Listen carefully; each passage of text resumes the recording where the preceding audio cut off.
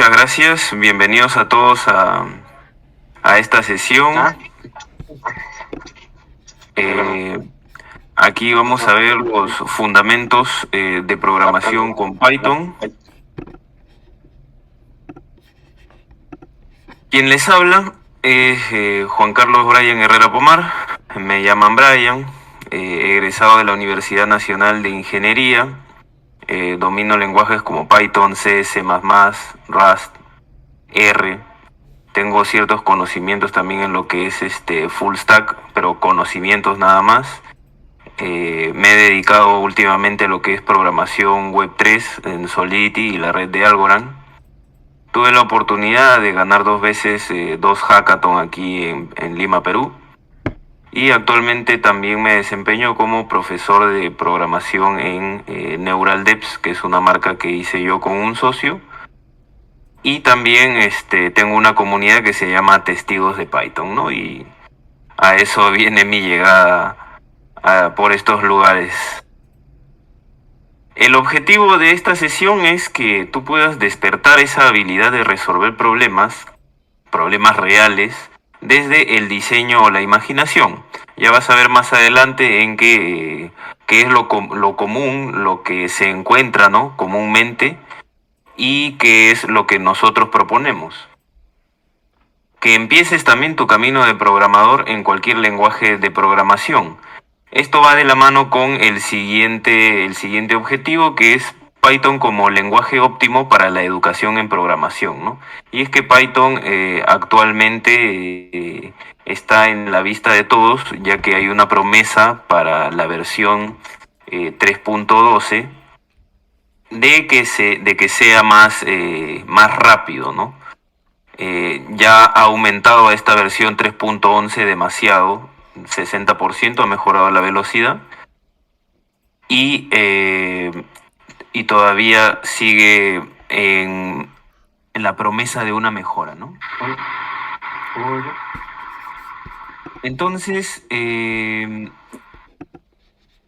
Python es el lenguaje más amigable actualmente para que tú comiences tu camino de programación. Entonces, las estructuras algorítmicas que tú vas a practicar, las practicas en Python y te va a servir para cualquier lenguaje de programación. Ojo, la idea o la estructura algorítmica.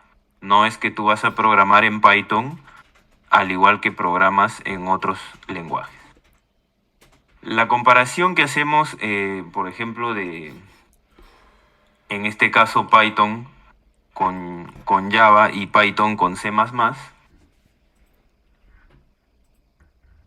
Aquí para esto necesito activar un puntero. Ahora sí.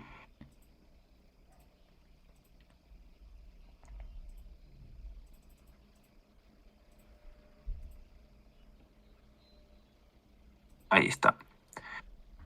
Muy bien. Decíamos que Python y Java, en este caso para hacer una impresión, Python solo requiere de una línea. En cambio en Java hay que saber qué es una clase, qué es una función, y recién entramos a lo que es la línea, ¿no?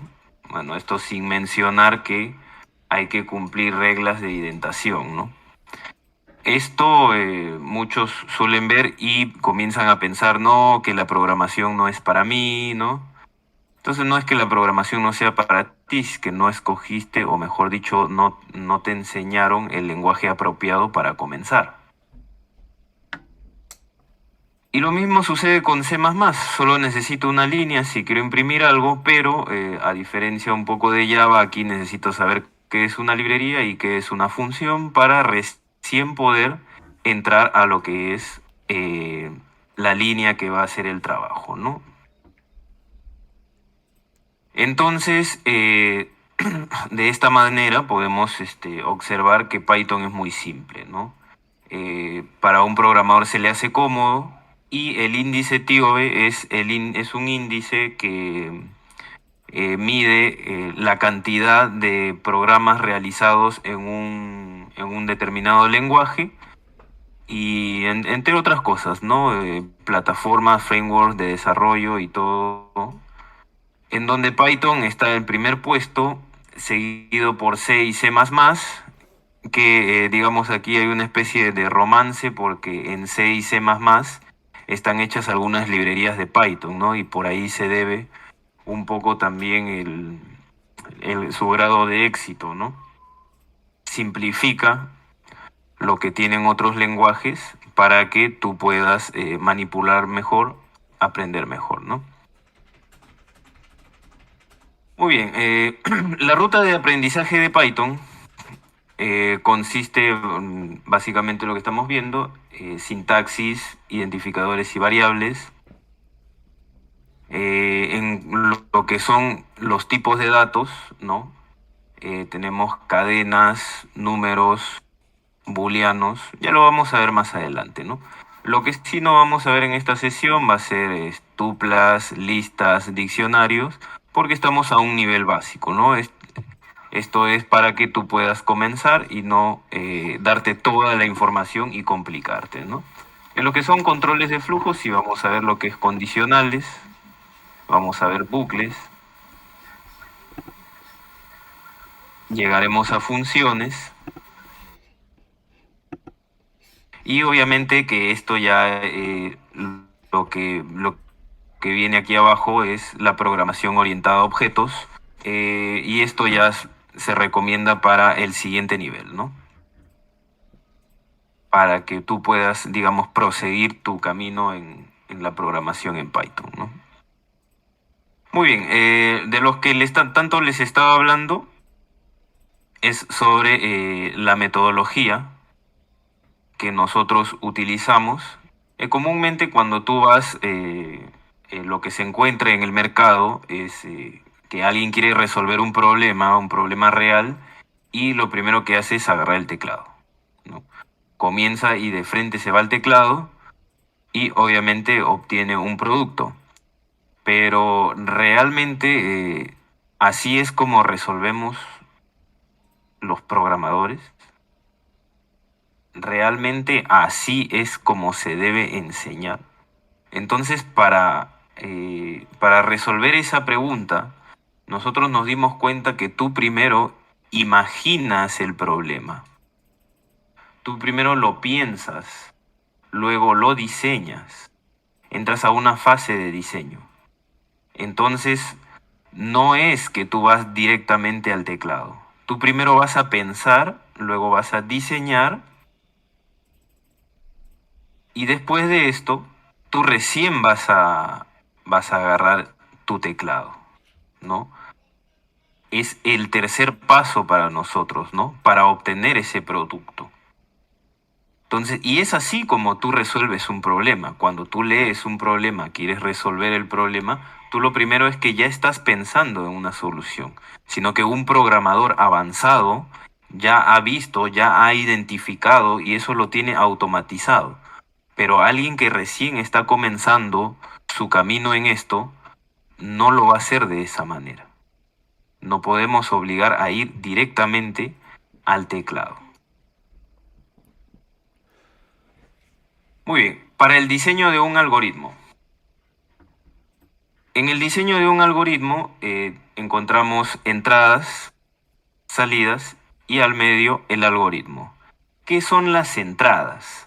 Las entradas son aquello necesario para que el algoritmo pueda arrancar. ¿Cómo identifico una entrada? Haciéndome la pregunta, ¿qué es lo que necesito sí o sí? ¿Qué es eso tan importante sin que el algoritmo no pueda comenzar? Es imprescindible, es indispensable para que el algoritmo pueda empezar. Es la materia prima.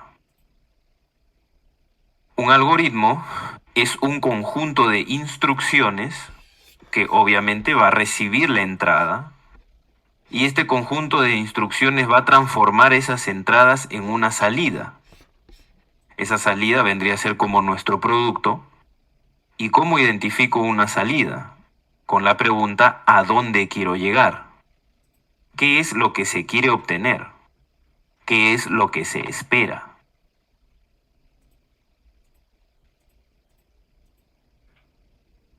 Muy Muy bien, entonces, como ya lo dijimos, identificamos entradas, identificamos salidas, pero dentro del algoritmo tenemos algunas cosas que identificar.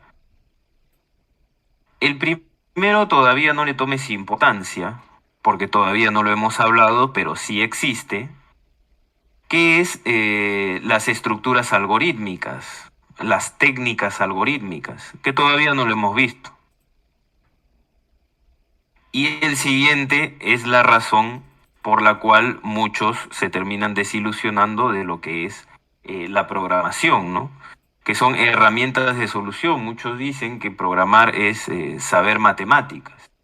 En algo tienen razón porque tiene una base matemática, pero tú no vas a resolver ninguna fórmula de matemática, tú no vas a resolver ninguna fórmula de física. Tú lo único que vas a hacer es escribirla, nada más, tal cual.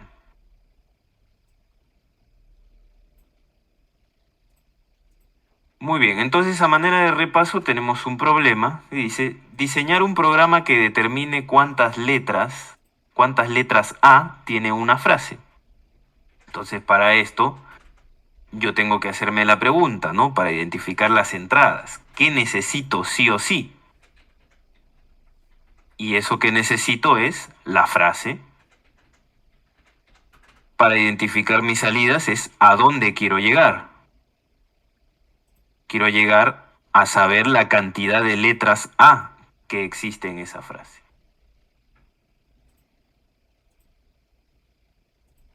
Y vamos entrando a lo que es la declaración de variables. Podemos declarar números, en este caso números enteros, a veces conocidos como int o int, y números con decimales, que también se les conoce como float. Algunos le dicen flotante. Los booleanos solamente tienen dos valores, puede ser true o false, y tal como lo estamos viendo, la primera mayúscula, las demás minúsculas. Ya lo vamos a ver más adelante, no te preocupes. Un carácter, date cuenta que los caracteres se declaran con dos comillas. Aquí tenemos las dos comillas. ¿Qué es un carácter? Un carácter es cualquier símbolo que tú puedas ingresar con el teclado.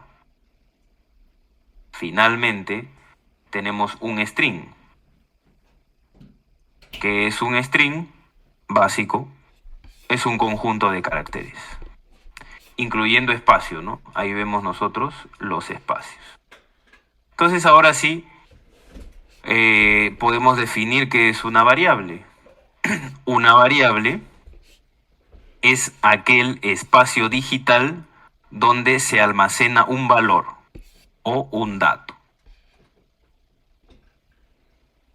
De esas variables vamos a tener predeterminadas, que significa que no cambian, que se van a mantener constantes. Tenemos inputs, que los va a ingresar el usuario. Y finalmente, cómo es que yo puedo imprimir estas variables con print, ¿no? Pero aquí vamos a salir de esta pantalla y vamos a ir directamente aquí. En este caso estoy utilizando Google Colab por cuestiones de tiempo. Quiero que, ¿no? Que sea, digamos, lo más rápido, explicativo posible. Generalmente utilizo el ID por defecto, pero creo que para cuestiones de la clase nos vendría bien Google Colab. Muy bien, entonces una variable se define así, tal cual lo estamos viendo acá. Num1 igual a 9. Entonces, esto significa que estamos declarando un número entero, ¿no? 9 no tiene decimales. Y tenemos una variable llamada num2, a la cual le hemos asignado 10.5432, ¿no? Entonces, lo que está sucediendo acá es que este 9, este valor, se está almacenando en esta variable llamada num1. En algún espacio digital de tu computadora o la memoria, se está almacenando ese 9 que tú le estás poniendo ahí, que tú le estás asignando esa variable. ¿Y cómo puedo imprimirlo? Con print num1, ¿no? Aquí vamos a correr en este de aquí, los que conocen Google Colab, aquí corremos el código. La ventaja de Google Colab es que nos puede hacer correr pedazos de código, ¿no? Como aquí tenemos números, abajo tenemos booleanos y cada quien corre por su cuenta, ¿no? En el ID por defecto no se puede hacer eso. Muy bien, entonces yo voy a imprimir num1, le voy a dar al triángulo y ahí se imprimió el 9, ¿no? Pero eso ya estaba ahí, ¿no? Entonces vamos a imprimir num2, ahí le cambiamos a num2 y ahí está, ¿no? Nos imprimió el otro valor porque esta vez estamos poniendo que imprima el num2, ¿no? Ahora, ¿quieres imprimir los dos porque desconfías? Bueno, simplemente, bueno, yo que no quería escribir, terminé escribiendo. Lo corremos y ahí está. Primero imprimió el num1 y luego imprimió el num2, ¿no? Para los booleanos dijimos que solamente habían dos valores, true y false. Y date cuenta que la primera es mayúscula, ¿no? Ahí está, la primera es mayúscula y todas las demás son minúsculas, ¿no? Quieres imprimir el booleano 1, sale true. Si desconfías, imprime el otro y te tiene que salir false, ¿no? Aquí abajo está el resultado. En cuanto a los caracteres, dijimos que los caracteres son cualquier símbolo que tú puedas ingresar con el teclado. Entonces tenemos aquí una variable carácter 1 o car1, que es la A. Hemos puesto la A minúscula. Y aquí hay una observación, ¿no? Que lo podemos hacer con doble comilla o también podemos declarar un carácter con comilla simple. Como estamos viendo, es el caso de porcentaje, aquí hay comilla simple, ¿no? El espacio también es un carácter, sí. Ahí ponemos espacio y ahí está, pues, ¿no? Ha dejado un espacio. Entonces, para verificar todo eso, y también para que sepas cómo digamos, se imprimen varias variables, los he puesto todos juntos, ¿no? Así es como se imprimen varias variables o varios caracteres. Carácter 1, carácter 3, que es el que tiene el espacio, carácter 2, ¿no? Entonces, vamos a correrlo. Y me imprimió, ¿no?, el carácter 1, que es A, luego al medio el espacio, y luego el porcentaje, que es el carácter 2. Si tú deseas, ¿no?, imprimir uno por uno, es igual que los de arriba, ¿no? Que como cualquier booleano, ¿no? Carácter 1. Y ahí está, ¿no? En una fila te imprimió el carácter 1 y luego abajo esa expresión que nos salió de imprimir todos juntos, ¿no? Ahora vamos por el string.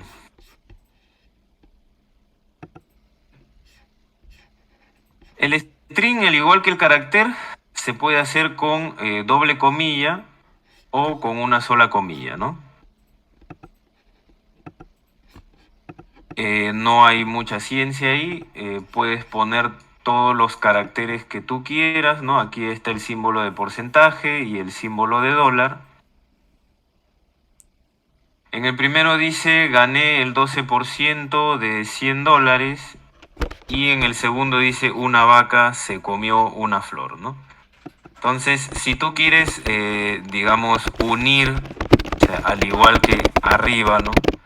Simplemente imprimes con print, los pones los dos juntos, ¿no? Y cuando lo corres, evidentemente ya te sale, ¿no? Ahora, si quieres imprimirlo uno por uno, simplemente pones print string 1 y lo corres en la ruedita. Y ahí está, pues, ¿no? En la primera línea te imprime el string 1 y en la segunda te lo da todo junto, ¿no?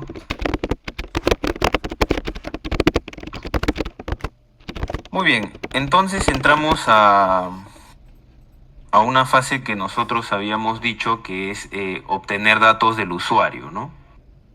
Para obtener datos del usuario se utiliza una palabra clave llamada input, ¿no? Aquí le ponemos entrada 1 igual a input y una expresión, ¿no? Una frase para que pueda ingrese su número de la suerte, ¿no? Entonces corremos. Ingrese su número de la suerte. A ver, yo ingreso 14 y me dice abajo su número de la suerte es 14, ¿no? Entonces, ¿cómo imprimo yo una variable con un mensaje, ¿no? Acá dice su número de la suerte es. El mensaje va entre comillas y la variable va entre comas. ¿Ok? Y lo vamos a apuntar.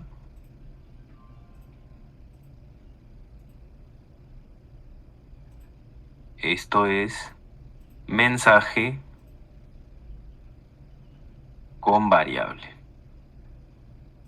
Muy bien, ahora, ¿cuál es el defecto de esto? Es que ahí dice ingrese su número de la suerte, pero ¿qué pasa si yo le pongo 8? Yo no quiero este resultado. Eso no, digamos, de repente yo lo quiero en números, ¿no? Entonces, ¿cómo puedo especificarle yo a este input que me dé un número? Que yo necesito un número. Para eso, tenemos aquí entrada 2, donde antes de todo el input que nosotros pusimos arriba, tengo que ponerle int, tal cual se llaman los enteros, porque cuando tú dices un número de la suerte, tú nunca dices es 3.5 o 4.2, ¿no? Es un número entero. Entonces, para pedir números enteros, que el usuario te dé un número entero, se utiliza int, abre paréntesis, y luego todo el input que hicimos arriba, ¿no? Imprimimos la variable tal cual lo vimos arriba, igualito, a ver, ahora corremos. Muy bien, yo voy a poner 14, pues, ¿no? Y su número de la suerte es 14, ¿no? Como 14 ya estaba, de repente 9, ya, 98. Y me sale abajo su número de la suerte es 98. ¿Qué pasa si alguien se quiere pasar de vivo? ¿No? A pesar de que te pide, digamos, ahí un entero, alguien quiere poner 8, ¿no? Te va a salir error, ¿no? Te va a salir error porque tú le estás pidiendo un entero y te está dando un string, te está dando una palabra, cualquier cosa menos lo que tú le has pedido, ¿no? Entonces siempre tiene que ser un número. ¿Y qué pasa en el caso de no? Porque también, así como hay números enteros, hay números decimales. Aquí tenemos, para los números decimales, es lo mismo, input, solo que al inicio, en lugar de int, le voy a poner float. o float, como quieras llamarlo. En este caso le voy a pedir una velocidad exacta. Sabemos que en la vida real nadie tiene 6 metros por segundo, ¿no? Son 6.1 y algo así. Entonces le pedimos ingrese la velocidad exacta 14.6 y la velocidad, dice, ¿no? Debe decir la velocidad, ¿no? Hay un error de tipeo. Esta vez le ponemos 12.5 si desconfías y sale, ¿no? La velocidad es 12.5.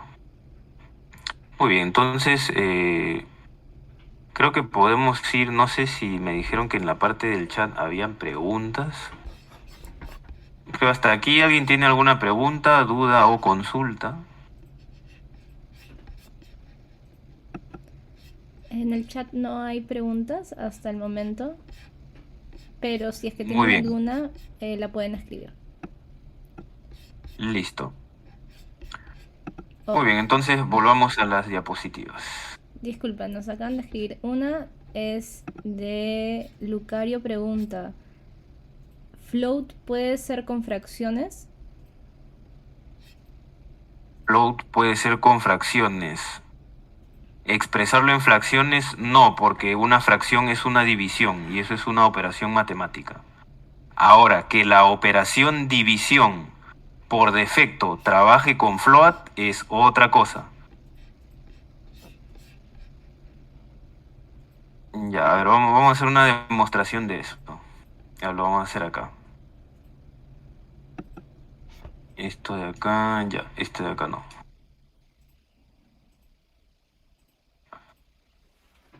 A ver, yo acá quiero imprimir. Vamos a ver si sale esto. Imprimir 9 entre 3.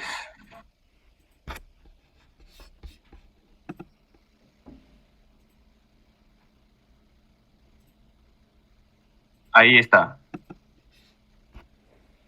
Entonces, aquí tenemos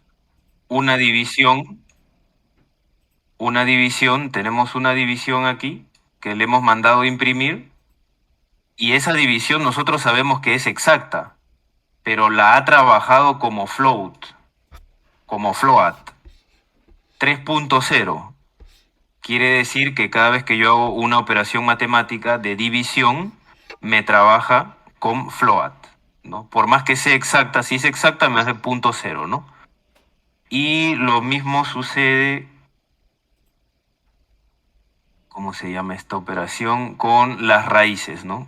Con la raíz cuadrada, me parece. También los trabaja como float. Muy bien. Ahora vamos. Muy bien. Entonces aquí tenemos un problema. Dos autos están separados una determinada distancia y se van acercando el uno del otro con una velocidad constante, cada uno. Hallar el tiempo de encuentro de estos dos vehículos.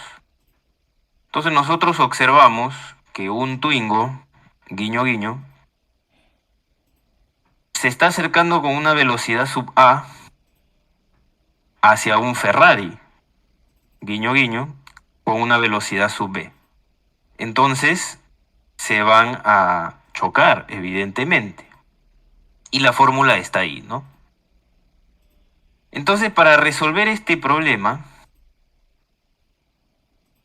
te podrá estar preguntando, eh, ¿qué es lo que necesito sí o sí? Sí o sí, lo que necesitas es resolver la fórmula y en la fórmula te especifica la velocidad del Twingo, la velocidad de Ferrari y la distancia entre los vehículos. Sin eso no lo vas a poder hacer. ¿A dónde quiero llegar? Quiero llegar a determinar el tiempo de encuentro, ese tiempo en el que se van a chocar. ¿Y qué es lo que se identificó dentro del algoritmo? Por el momento, una fórmula física. ya que estructuras algorítmicas, una que no tiene y dos que no la vamos a necesitar hasta ahorita. Muy bien, entonces vamos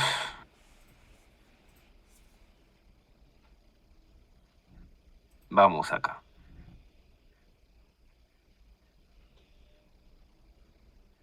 La velocidad del Twingo es un input que lo tiene que dar, te lo tiene que dar el usuario, ¿no? El que quiere hacer este experimento, ¿no?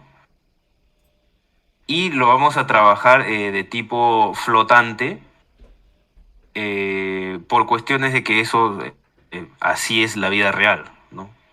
La velocidad de Ferrari también con flotante, y la distancia entre los vehículos también con flotante. Y son tres datos que son input, es decir, esos tres datos los tiene que ingresar el usuario manualmente. En cuanto a las salidas, dijimos que queríamos hallar el tiempo de encuentro. Entonces, aquí tenemos nuestra variable tiempo de encuentro. Esta variable yo la voy a utilizar acá, dentro del algoritmo, porque esa es la variable que yo estoy declarando como salida. Que obviamente eso va a ser equivalente a la fórmula. De ahí vamos a ver cómo vamos a escribir la fórmula. Por el momento ya están identificadas las entradas y la salida. Vamos a la fórmula.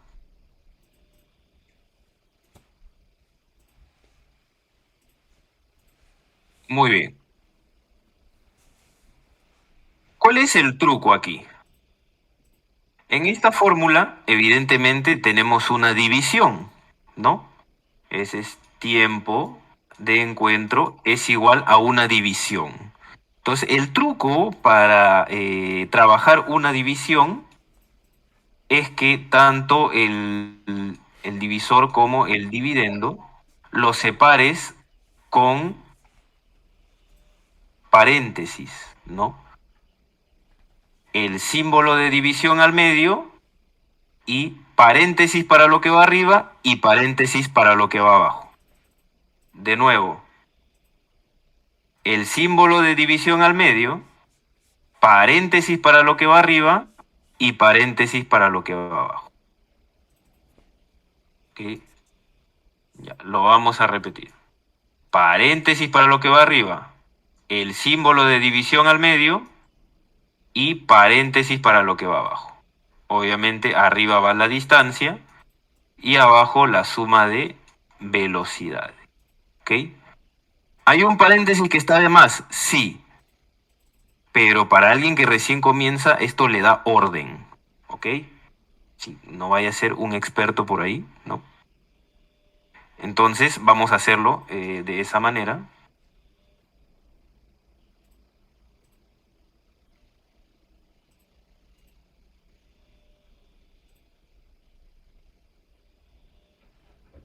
Aquí está, ¿no? Paréntesis para lo que va arriba, el símbolo de división y paréntesis para lo que va abajo. Entonces, ahí arriba la distancia y abajo la suma de velocidades. ¿Tenías que saber física para esto? No. Tú no vas a resolver ninguna fórmula. Lo va a hacer el algoritmo por ti. Tú no tienes que resolver nada aquí. Tú lo único que hasta, incluso a lo mucho, te vas a internet y le pones tiempo. Tiempo, este es el de alcance. Tiempo de encuentro, ¿no? Si no te dan la fórmula, la vas a encontrar en internet. Aquí está, a todos los colores. Quieres en blanco, negro, rojo, como tú quieras, lo vas a encontrar. Mira, ahí está la misma fórmula, aquí está.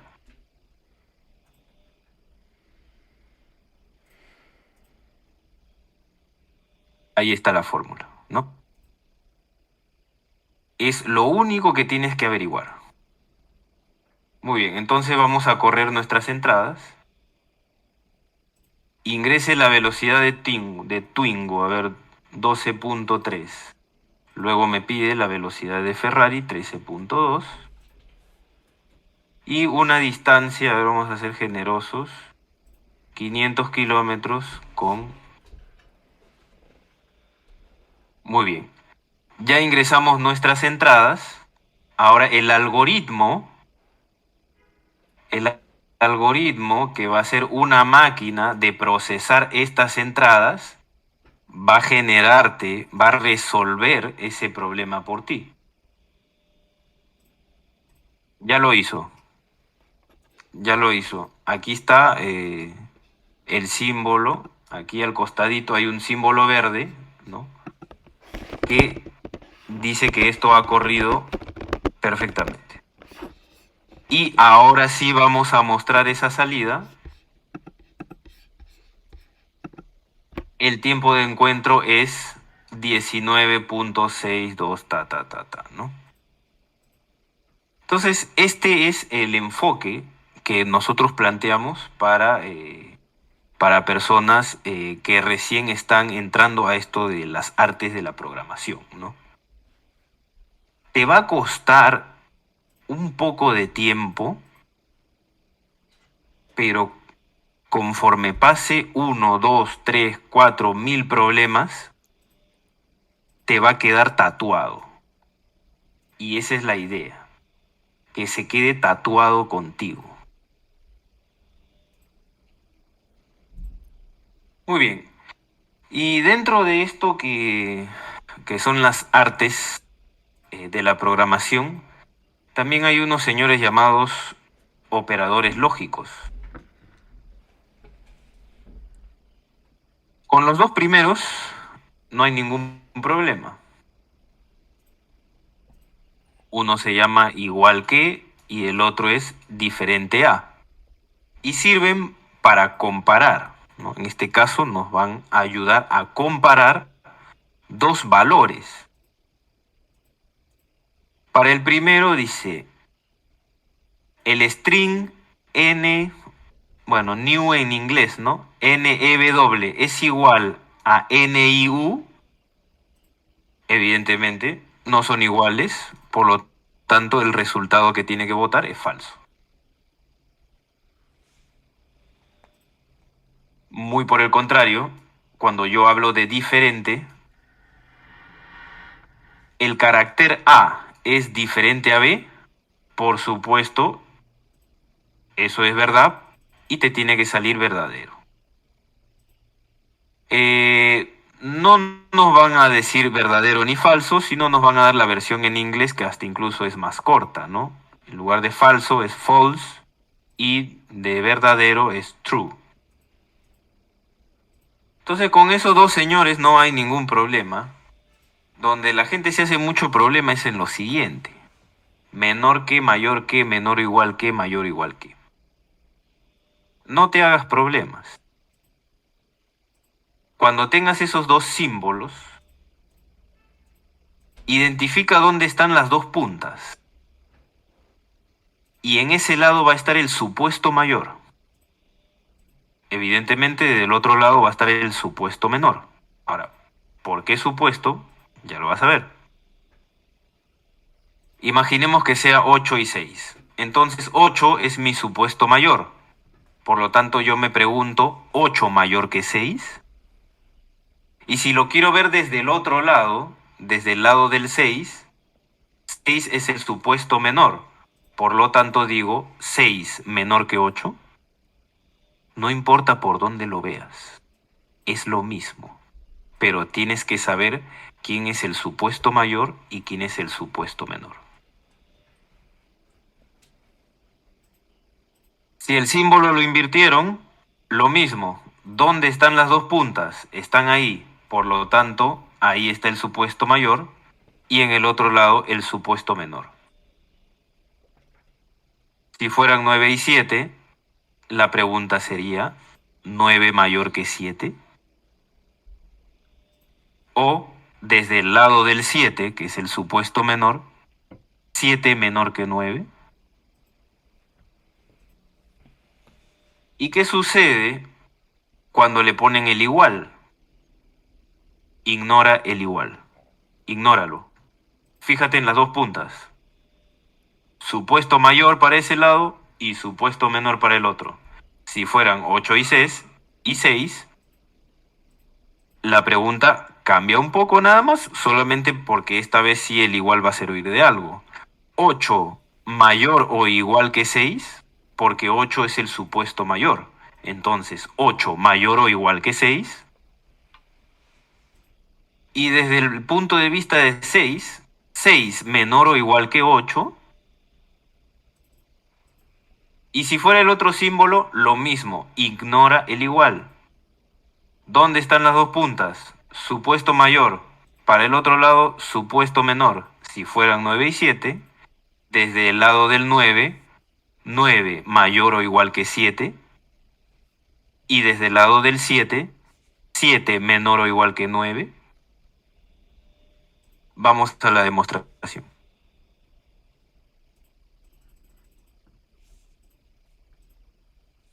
Aquí está.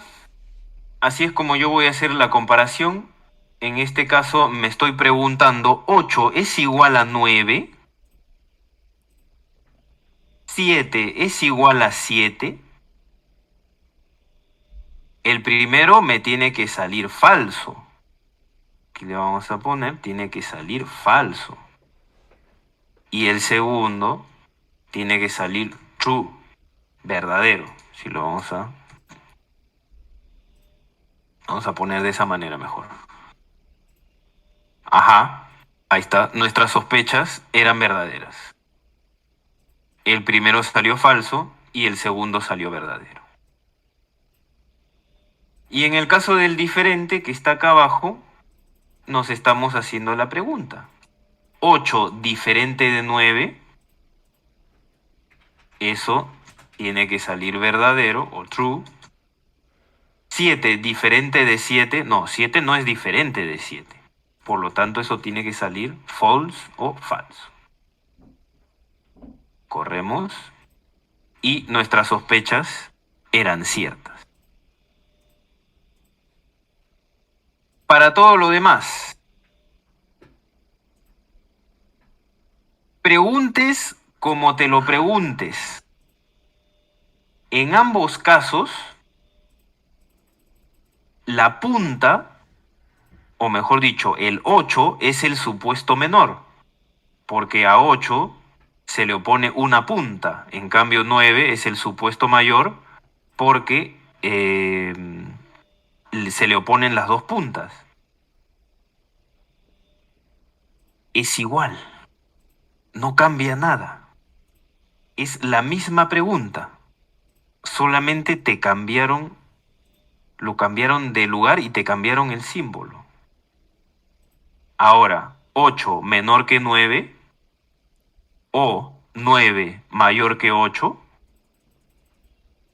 la respuesta en ambos tiene que salir true, verdadero. Ahí está, no salió true.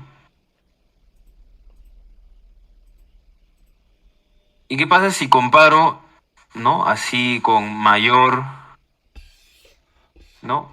8 menor que 8 o 8 mayor a 8, eso es falso. 9 mayor que 9, 9 menor que 9, eso es falso. Y los dos nos salen falso. El siguiente, ahora con el igual.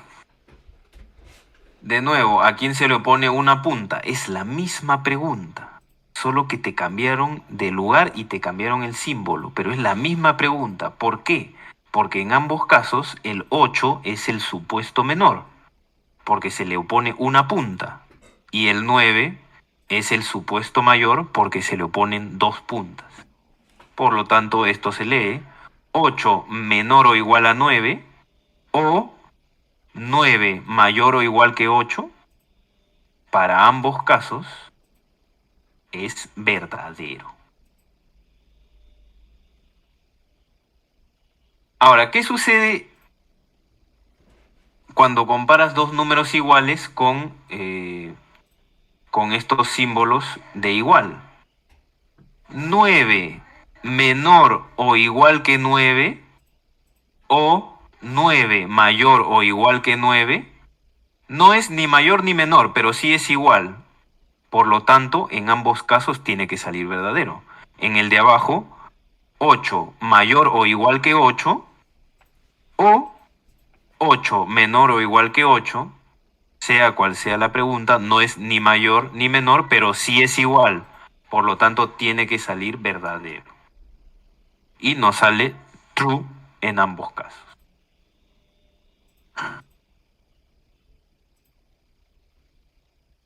Ahora vamos a pasar a lo que es las estructuras selectivas. Que como ya dice ahí en la descripción, es un cambio de instrucciones o un cambio de destino. Entiéndase que ambos van a evaluar condiciones. El if evalúa una condición tal cual lo hemos visto anteriormente, ¿no? De repente, la variable edad, ¿no? Por ahí es mayor a 18 o de repente el carácter, ¿no? Es igual a A o el string es igual a sí.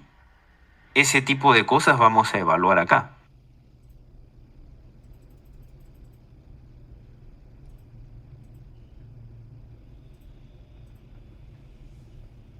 Generalmente, el if se utiliza casi para casos normales y cuando no hay consecuencias. Ya vamos a explicar esto más adelante. El if-else es para condiciones sí o sí, es decir, sí o sí se van a ejecutar instrucciones, no importa si es por un lado o es por el otro. En if, si no cumple la condición, el algoritmo sigue con su vida. Pero en el if-else, si cumple la condición, va a ejecutar instrucciones. Y si no lo cumple, también va a ejecutar instrucciones. Y esto generalmente es un pie para lo que llamamos selectivas anidadas, pero eso no lo vamos a ver porque sería complicarlos, pero sí para evitar código innecesariamente. Evitar código innecesario, ¿no? Entonces se podría decir que estamos haciendo filtros, ¿no? Estamos haciendo filtros para cambiar el destino de la lectura del algoritmo. Por ejemplo, ¿cómo funciona esto? Tenemos la base de datos de la Superintendencia de Banca y Seguro. Tú vas a registrar tu banco y si el rubro de tu negocio no es banco, sigue con tu vida porque la base de datos no se va a inmutar. No cumples la condición, nadie va a mover un dedo. No te vas a registrar, no vas a entrar a la base de datos. La base de datos va a quedar intacta. Pero si sí cumple la condición, va a haber un cambio, porque se va a registrar en la base de datos. Caso contrario, cuando vas, digamos, a una discoteca, creo que le llaman antro, también, ¿no? Para ser inclusivos, con toda Latinoamérica, o una disco, tú le preguntas, o mejor tú te presentas ante el vigilante y le decís, muéstreme su edad, y él se va a comportar como un if-else. Va a evaluar, va a filtrar, ¿no? Tu participación, ¿no? Va a evaluar la condición si la edad de usted es mayor a 17. Si es mayor a 17, usted va a entrar.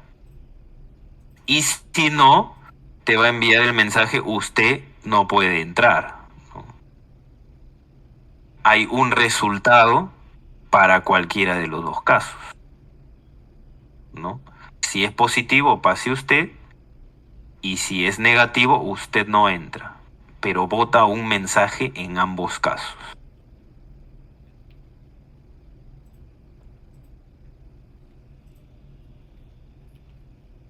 Muy bien, vamos a verlo con un ejercicio. Se aprobó una ley en el país donde todos los ciudadanos deberán abonar 50 soles mensuales, bueno, soles se maneja aquí en Perú, es la moneda peruana, como impuestos. Pero las personas que tengan empresa pagarán 500 soles más.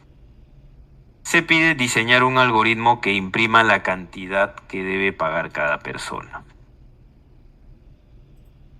¿Qué es lo que yo necesito para arrancar el algoritmo? ¿Qué es eso tan necesario para que el algoritmo pueda maquinar, pueda procesar? Necesito saber si la persona tiene empresa, a dónde quiero llegar, a determinar la cantidad a pagar de cada persona. Muy bien.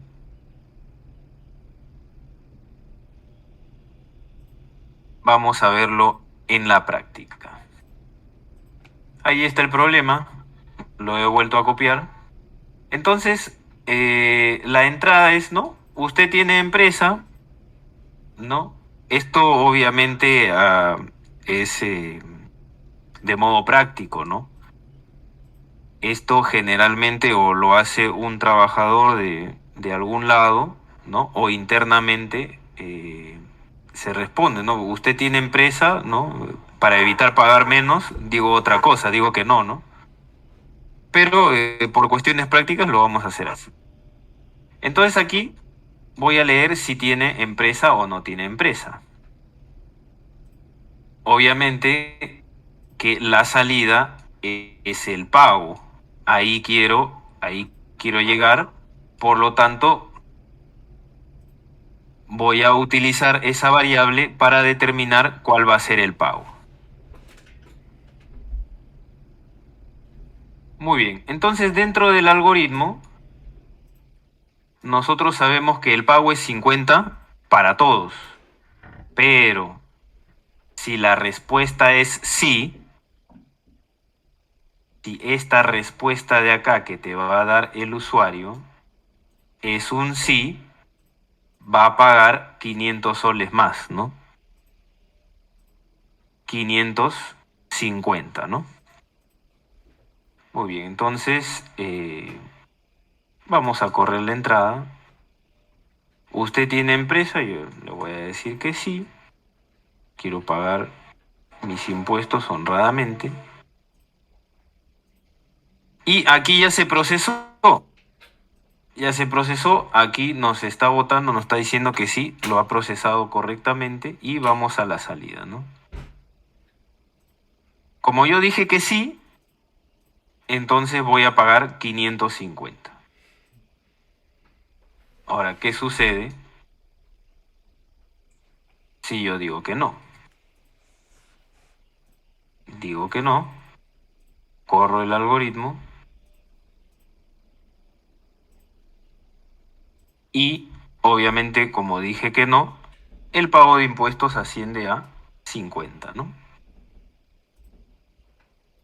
En la vida real esto no sucede, jamás te van a preguntar si tiene empresa o de repente se lo preguntan a un trabajador de la SUNAT, ¿no? Fulano tiene empresa, ¿no? Tal persona tiene empresa, sí, eso sí. Él sí va a contestar sí o no porque ha hecho sus investigaciones, ¿no? Es solamente por cuestiones prácticas. Muy bien. Entonces vamos con la diferencia, ¿no? Nos dice la entrada al cine cuesta 20 soles para mayores de 12 y cuesta 5 soles para niños de 12 años o menores, ¿no? Realice un algoritmo que determine cuánto debe pagar cada persona para entrar a ver la película. 20 soles para mayores de 12 y si tienes 12 o menor pagas 5 soles. ¿Qué es lo necesario para resolver este problema? Lo necesario para que el algoritmo determine cuál es la cantidad a pagar es la edad de la persona. Y evidentemente quiero llegar a determinar cuál es el monto a pagar. Muy bien, vamos a verlo en la práctica.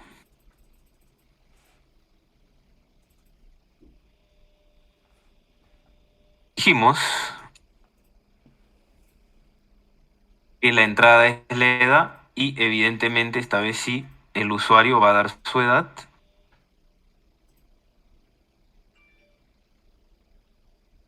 Nuestra salida es el pago, por lo tanto esta misma variable la voy a utilizar para determinar cuál es el pago.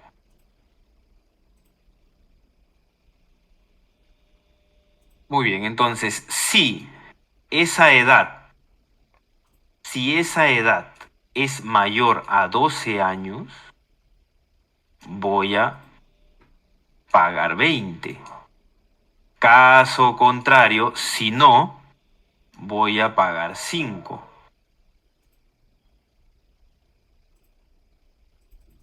Los mayores de 12 pagan 20, de lo contrario, pagas 5. Muy bien, entonces vamos a correr el algoritmo. Ingrese su edad. A ver, yo le voy a poner 12. Voy a correr el algoritmo.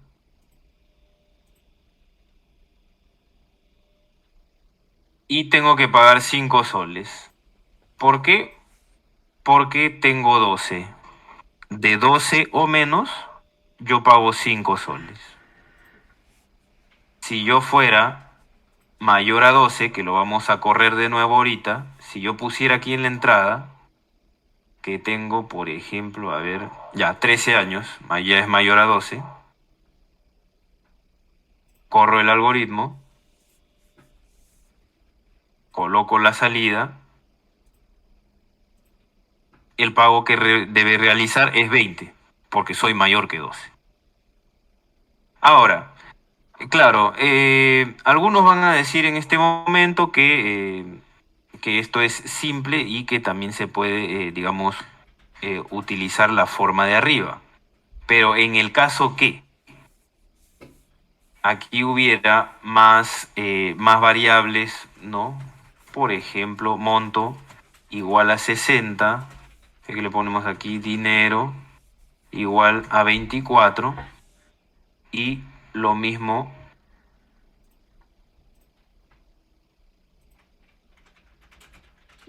vamos a poner abajo. Entonces, son 3 líneas de código, 3 líneas de código para el otro lado. Voy a poner aquí una impresión print que me imprima el número 1 si es que pasó por arriba y que me imprima el número 2 si es que pasó por abajo.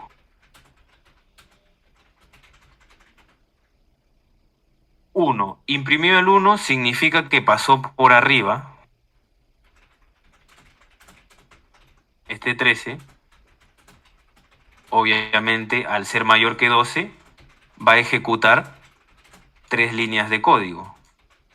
¿Cuáles son esas 3 líneas? Esta y bueno, obviamente esta también. Si yo lo hubiera hecho con if solo, este de aquí hubiera ido fuera y me hubiera ejecutado las 8 líneas de código. Las 8 líneas de código me las ejecutaba, sí o sí.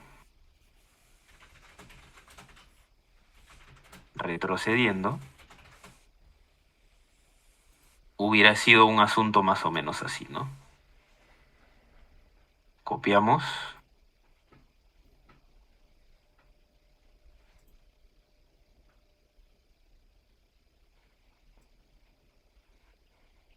Muy bien.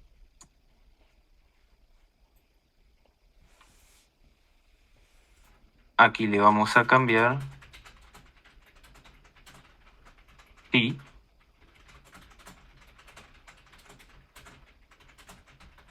Ajá, ahí está. Imprimió 1 y también imprimió 2. Quiere decir que pasó por acá y pasó por acá. Pasó por todas las líneas de código. Y aquí es donde nosotros decimos que el if-else evita que pasen por líneas de código innecesariamente, ¿no? Porque, como estamos viendo, lo divide en 2 y si no quieres ejecutar 4 líneas, no lo va a hacer. ¿Ok?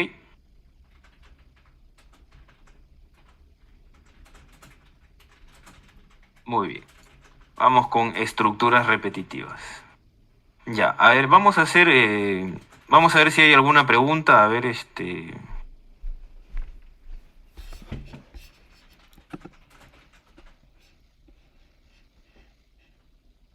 ¿habrá alguna pregunta, duda, consulta? No, parece que no hay preguntas.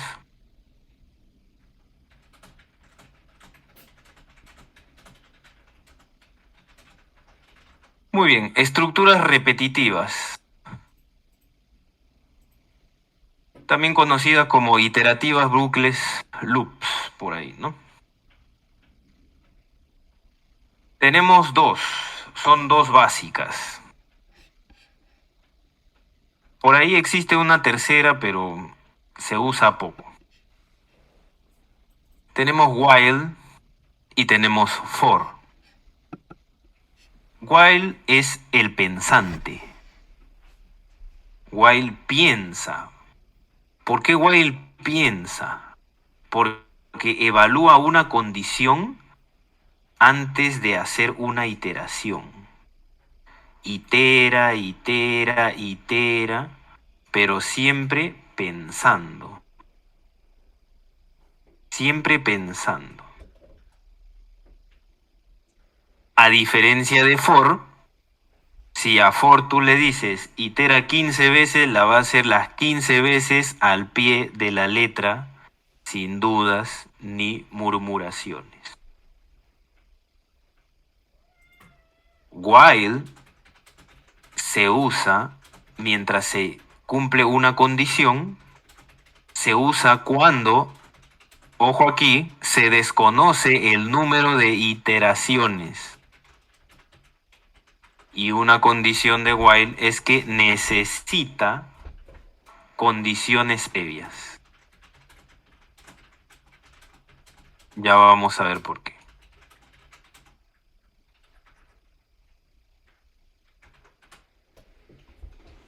Y muy por el diferente, for no piensa. For ejecuta directamente. Tú le dices 20 veces las 20 veces, 50 veces, 50 veces, 1.000.000 de veces, 1.000.000 de veces. Itera desde un valor hasta llegar a otro. For, evidentemente, se usa cuando se conoce el número de iteraciones y no necesita condiciones previas. Estos dos últimos son muy importantes.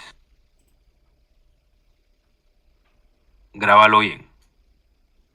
While lo vas a utilizar cuando desconozcas el número de iteraciones y necesites evaluar una condición. For, cuando sí conoces el número de iteraciones y lo va a hacer de un valor a otro. Lo único que hay que saber de for es que cuando sí se conoce el número de iteraciones, porque lo va a hacer al pie de la letra. Lo que hay que identificar en ambos casos es cuando van a haber líneas de código repetidas una y otra vez. Tenemos problemas. Bueno, tenemos un problema, ¿no? Para resolver. Realizar un algoritmo que imprima los números que ingrese el usuario hasta que el usuario ingrese el número 0. De nuevo, Realiza un algoritmo que imprima los números que ingrese el usuario hasta que el usuario ingrese el número 0.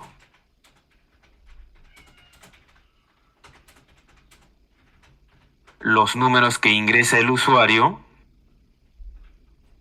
es eso necesario que yo necesito para imprimirlo. ¿Qué necesito para que el algoritmo haga su trabajo?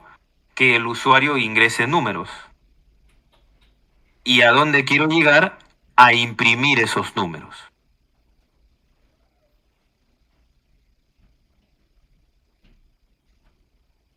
Y la pregunta es, ¿se conoce el número de veces que va a iterar esto? Porque le vas a dar un número, imprime. Le vas a dar otro número, imprime. Le vas a dar otro número, imprime. Le vas a dar otro número, imprime. ¿Cuántas veces? Cuando el usuario se le dé la gana. Solamente ahí va a frenar el algoritmo. Y como yo, el programador, no sé cuándo el usuario se le va a dar la gana de frenar el algoritmo, por lo tanto, esto tiene nombre y apellido, y el que se utiliza para estos casos se llama while. Voy a utilizar while. Muy bien, vamos a la práctica.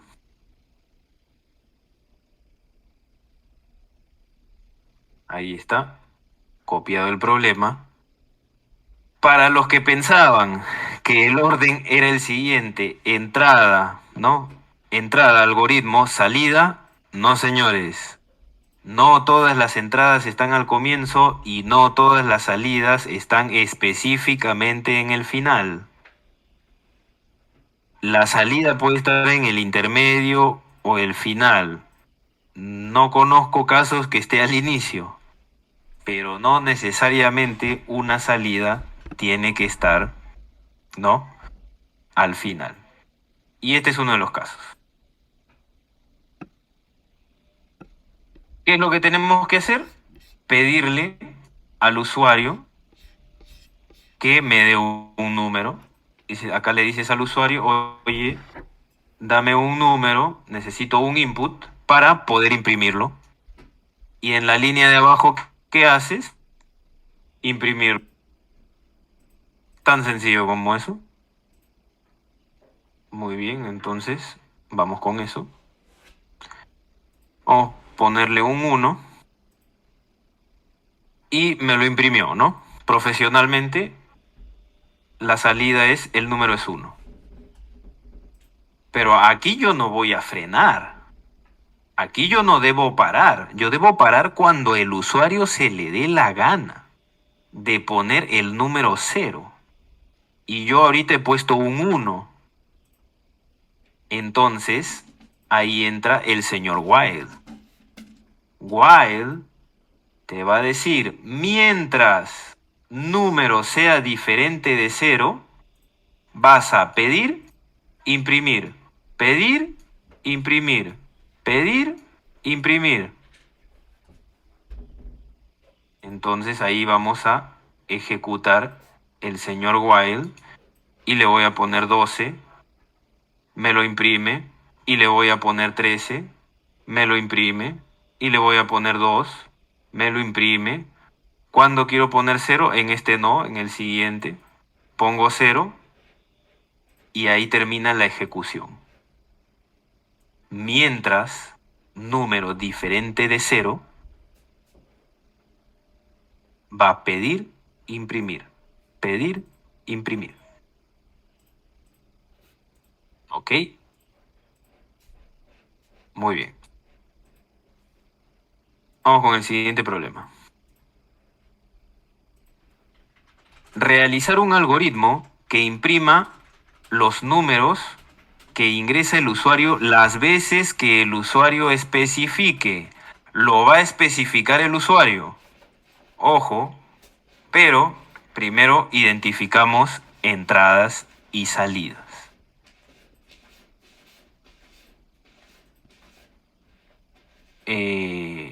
imprimir los números que ingresa el usuario. ¿Qué es lo necesario para imprimir un número? Lo vimos en el anterior, que el usuario me ingrese los números.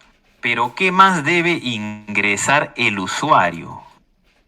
El usuario debe ingresar las veces que quiera que esta acción se realice.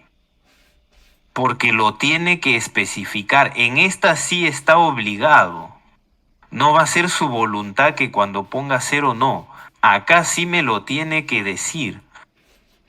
Por lo tanto, esto es una entrada. Me va a decir sus números y me va a dar el número de veces que le voy a imprimir los números. Como salida, ¿a dónde quiero llegar? Imprimir los números. Y a diferencia del anterior, se sabe el número de veces que se va a realizar estas acciones de pedir, imprimir, sí, lo va a especificar el usuario. Va a ser un input y yo voy a saber. Y como yo lo voy a saber, esto tiene nombre y apellido y se llama for. Porque como lo voy a saber, si yo le digo 5 veces, la va a hacer las 5 veces. Si el usuario quiere 10 veces, 10 veces lo va a hacer.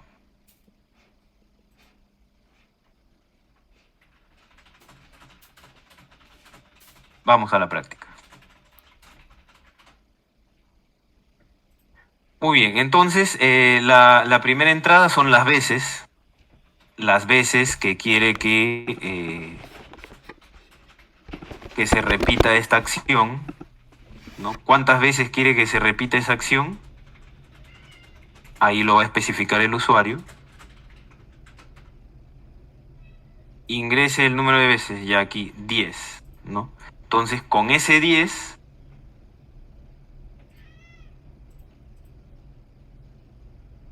con este 10 de acá, yo me voy a ir acá. Ese 10 ha sido almacenado en la variable veces. Y esas veces yo se lo voy a dar a for. Y for me va a ejecutar, ¿no? Esto significa, ¿no? Para todo i en el rango, en este caso 10 veces, ¿no? Y lo va a hacer 10 veces.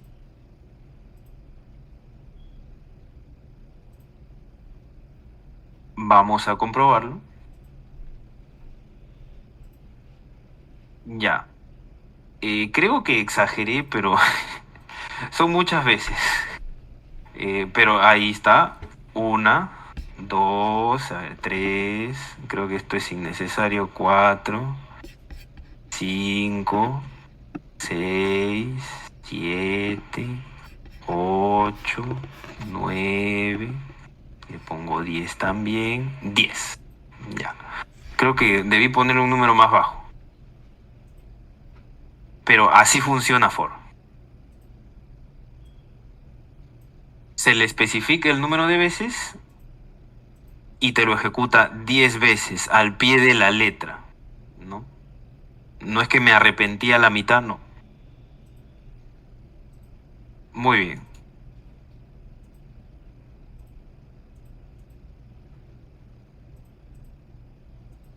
Entramos en lo que es programación modular, pero si no te quieres complicar, llámale funciones.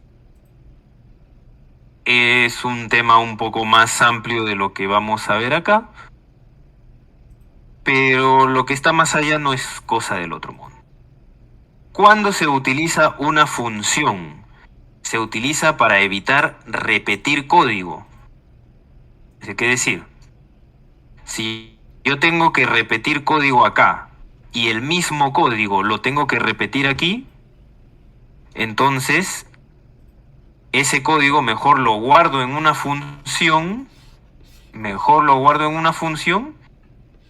y cada vez que sea requerido solamente le voy a hacer un llamado. Una función como estamos viendo aquí, también funciona como un mini algoritmo, porque recibe una entrada y te va a dar como resultado una salida. Que la función viene a ser el algoritmo transformador, ¿no? Es como un mini algoritmo. Ajá. Un computador calcula la suma y producto de dos números ingresados por el usuario y hace este ejercicio las veces que el usuario haya determinado. Realizar el algoritmo que usa dicho computador.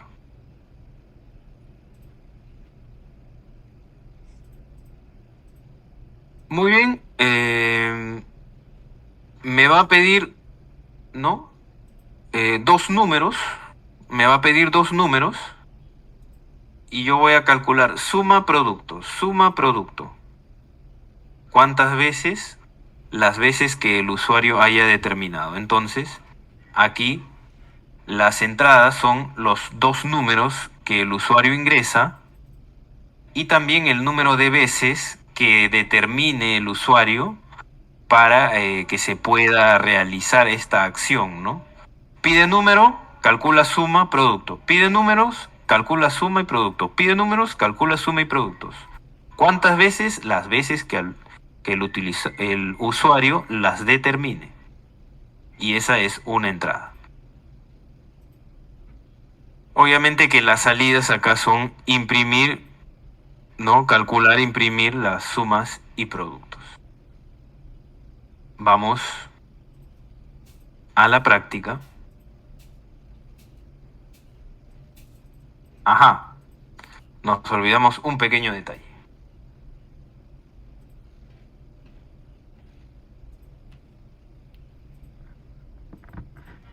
Aquí el usuario va a determinar las veces en que yo deba pedir número, calcular suma producto. Pedir número, calcular suma producto. Son varias veces. Y como yo sí voy a saber cuántas veces, eso tiene nombre y apellido. Se llama for. ¿Ok? Ahora sí, vamos a la práctica.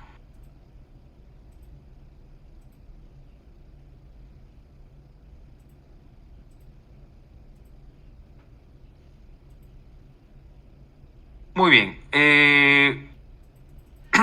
Por el momento, solamente fíjate en esta parte que acá dice entrada y fíjate en esta que dice aquí algoritmo. ¿Ok? Muy bien, entonces es casi igual que el anterior, ¿no? Ingrese el número de veces aquí. Ingresa el número de veces que deseas hacer esta operación, que desea operar. ¿Y qué es lo que tiene que hacer, no? Pedir números, ahí está, y luego calcular suma y producto, ¿no? Y después pedir números, calcular suma y producto. Pedir números, calcular suma y producto. Pedir números, calcular suma y producto. ¿Cuántas veces? Las veces que el usuario desee. Vamos a ejecutar esa entrada. Ya, esta vez no vamos a hacer como el anterior, le voy a poner 3. Para evitar problemas. Ajá. Número 1, a ver, 1. El número 2, le pongo 2. Me calcula suma y producto. La suma es 3, la multiplicación obviamente es 2. Le voy a poner esta vez un poco más difícil. 4, 5, la suma es 9. Y si lo multiplicas es 20, está muy bien. Le voy a poner, lo voy a complicar, 23 y 12. La suma es 35 y la multiplicación es 276. Hasta ese momento, un programador novato en estas artes lo hubiera visto normal, es el algoritmo, pero hay algo que se está repitiendo varias veces.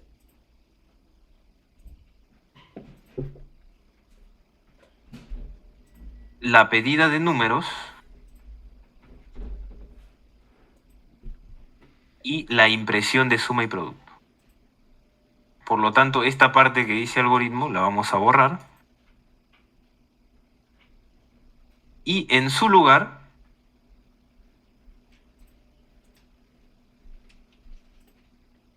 lo vamos a cambiar por una función. Esa parte que se estaba repitiendo varias veces de pide número, calcula suma y producto, aquí está, a ver, vamos. Aquí está. Pide números, calcula suma y producto. Se repetía varias veces, varias veces. Entonces lo metí todo eso lo agarré y lo metí en una función. ¿Cómo defino una función? Con def, le pones un nombre, en este caso yo le puse sumprot, de suma producto, abres paréntesis, 2 puntos, y todo ese código repetitivo lo pones ahí. Entonces, ¿qué sucede? Que esta vez dentro del for ya no se ejecutan las 3 líneas, sino se va a ejecutar una sola línea.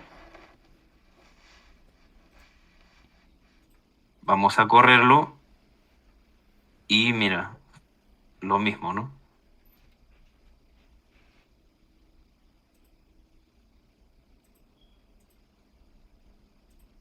2, 16, y aquí ponemos 23, 34. Muy bien, entonces vimos que nos hizo, ¿no? Los cálculos. Y están bien hechos, ¿no? Sí, 28, bueno, 23 por 34 termina en 2, 8, 7, ¿no? Está bien. Algo más allá es, por ejemplo, termina el for y yo necesito, ¿no? Aparte de eso que ha hecho, ¿no? Necesito invocarlo nuevamente, ¿no? En alguna otra parte, ¿no? Del algoritmo, entonces ahí yo voy, prot, y lo invoco. Entonces, ¿qué quiere decir? Que no solamente te va a servir para dentro del for, sino que también lo vas a poder ejecutar fuera del for en otras condiciones dentro del mismo algoritmo. Para eso sirven las funciones, ¿no? Porque ¿qué tendríamos que hacer a condiciones normales? En lugar de sumprot voy a tener que escribir estas 3 líneas, ¿no? Si lo necesito de nuevo, no, pues imagínate. Lo escribo de nuevo ahí, ¿no? Solo que aquí falta identar, ¿no? Tendríamos que escribir todo esto de nuevo, pero no. Mejor lo reemplazamos solamente con esta función sumprot y ya está. Ahora, para los que desconfían, si se vuelve a ejecutar, le voy a poner 1, 1,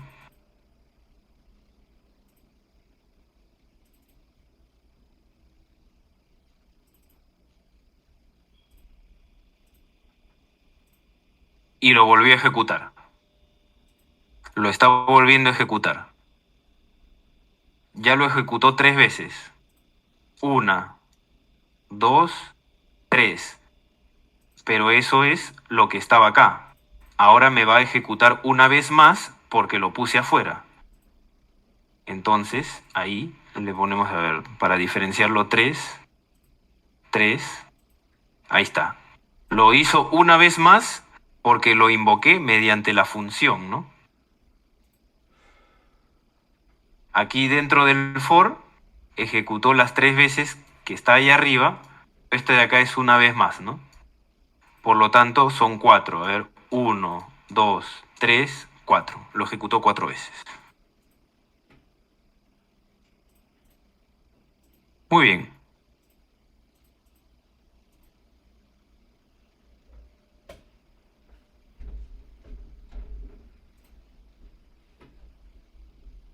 Y bueno, llegamos al final. para seguir el camino en esto después de hoy día,